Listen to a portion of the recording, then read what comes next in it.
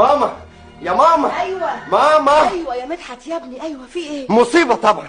مصيبة ايه كفالة الشر؟ الساعة بقت 8، المحاضرة الأولى عندي 8:30، مش ممكن ألحقها. لا هتلحقها بإذن الله، ما انت خلاص لابس اهو يا ابني. بلاش أفطر يعني؟ ما الفطار عندك على السفرة يا ابني. نعم.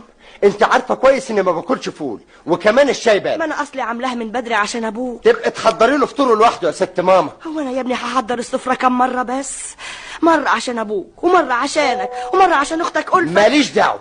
يلا بقى قليلي بالطين وسخني لي الشاي. حاضر يا حبيبي. فين القهوة يا حياة؟ حاضر يا سي صالح، هخش اعملها اهو. فطوري انا الاول يا اما والله العظيم انزل من غير فطور. تنزل على لحم بطنك يا حبيبي يا ابني. لا خلاص هعمل لك فطورك انت الاول. القهوة يا حياة، 60 مرة اقول لك القهوة. حاضر يا سي صالح حاضر. معلش يا ابني استنى انت بقى. ايه يا ماما ده؟ خير يا ألفة؟ الفستان اللي هروح بيه المدرسه. ماله يا بنتي؟ يعني مش عارفه ماله، السوسته بتاعته طاقت من امبارح. ما انا ما اعرفش يا بنتي. المفروض انك تراجع الحاجات دي اول باول عشان ما اجيش دلوقتي واتعاطل. ما بتصلحيها انت يا ألفة عبالنا يا بنتي. هو انا اعرف اخيا السوسته برضو؟ انا جبت لك الابره والفتله اهم. هات يا بنتي. ايه ده؟ سيب السوسه دي دلوقتي، انا مستعجل عايز افطر. وانا كمان مستعجله، انا ورايا مدرسه. المدرسه اهم ولا الكليه؟ هزلا. قهوة يا ولية. يا اخواتي طب اعمل ايه بس؟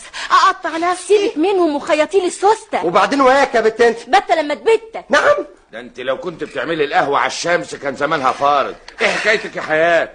يخلصك يا بابا، الاقيها عامله لي فول وانا ما بحبوش. اعملي له اللي هو عاوزه. انت عايزه تاكليني على مزاجك ولا ايه؟ والسوسته المقطوعه دي اروح بيها المدرسه ازاي؟ ما صلحتهاش ليه يا ولية؟ انا عاوز افهم بس، امال انت بتعملي ايه في البيت؟